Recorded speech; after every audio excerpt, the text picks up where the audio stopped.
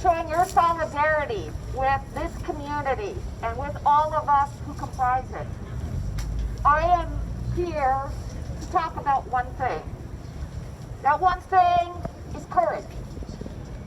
You heard our ambassador talk about a really moving ceremony just a few hours ago that I was also able to observe, where we honored and recognized 5 living Chinese-American World War II veterans receiving the Congressional Medal of Honor, one of 2 highest recognitions given by this nation. Our veterans ranged in age from 94 to 103. And this belated recognition was for their extraordinary service to the United States of America. I want to begin by asking if any of you are relatives of those World War II Chinese American veterans who received the Congressional Medal of Honor today, or received it even though they are no longer with us. Raise your hand. Raise your hand if you're one of those relatives. If any of you, I want to talk about courage.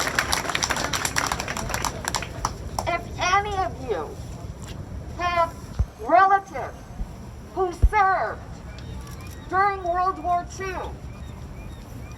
in the armed forces of the United States, standing up against fascism, racial bigotry, and hatred, raise your hand. I want to talk about courage.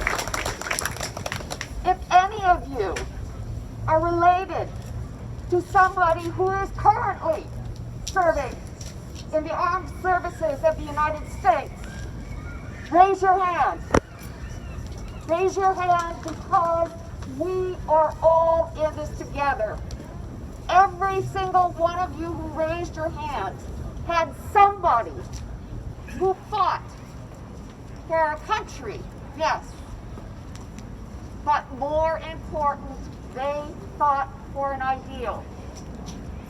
They fought for the notion that all are created equal, and that here in the United States, we seek a more perfect union so that all people will enjoy life, liberty, and the ability to pursue their happiness. They fought for their families here, for their younger brothers and sisters who were forced to wear "I am Chinese" buttons. Why? Because at the time, our country had identified the Japanese as the enemy, and this was to distinguish our Chinese brothers and sisters from those who were Japanese. We know that this country has a long history of targeted, deadly attacks on Asian Pacific Islanders, mixing that potion, that lethal potion of fear and hate with racial bias and xenophobia. From the expulsion of the Chinese just a few miles from here to today, where we hear from people like Noriko who are attacked right here in our neighborhood, doing nothing but enjoying a night out on the town. These attacks were fomented by a sick megalomaniac who thankfully is no longer in the White House, but we are still targeted by the weight of hate and fear and racial bias and xenophobia that he created. I stand here because we want to call out people like those who attacked Noriko-san, people who attacked our elders in San Francisco and in New York, and right here in the Seattle-King County area as cowards. They're cowards.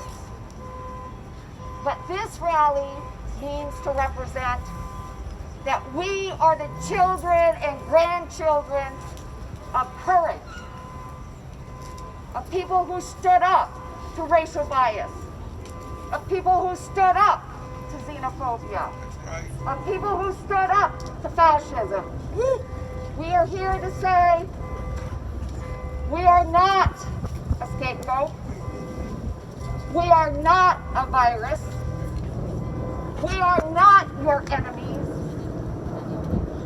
We are not silent.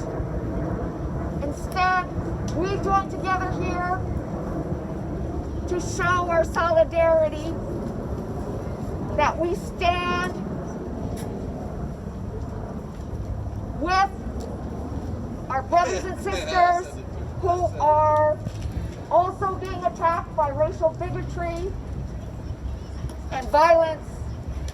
We stand by our elderly, our vulnerable.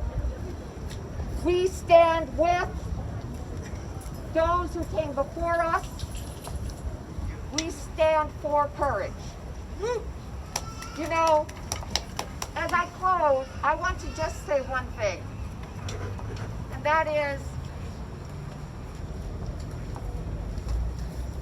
we have to give credit to the youth who organized this event today. That's right. Every generation calls upon our young people to take up the ideals that were fought for courageously by our grandparents, by our parents, by our uncles and aunts. I'm so glad that we have some of our OGs here, people like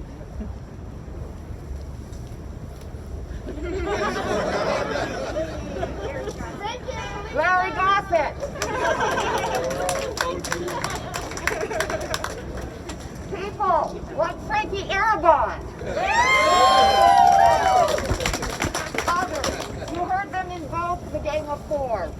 The original Gang of Four included my husband Bob. And I wonder what he would be thinking today. If he was here, he would be so proud of all of the youth who stood by their community to say, this is ours, this is our inheritance. Our parents and our grandparents showed the courage to build this community for us, and we stand here to stand up to division and hatred and xenophobia as a united community. I know that that is what Bob would want me to say. Thank you to all of you for taking up arms. There's no greater fight than to fight for this ideal. Thank you.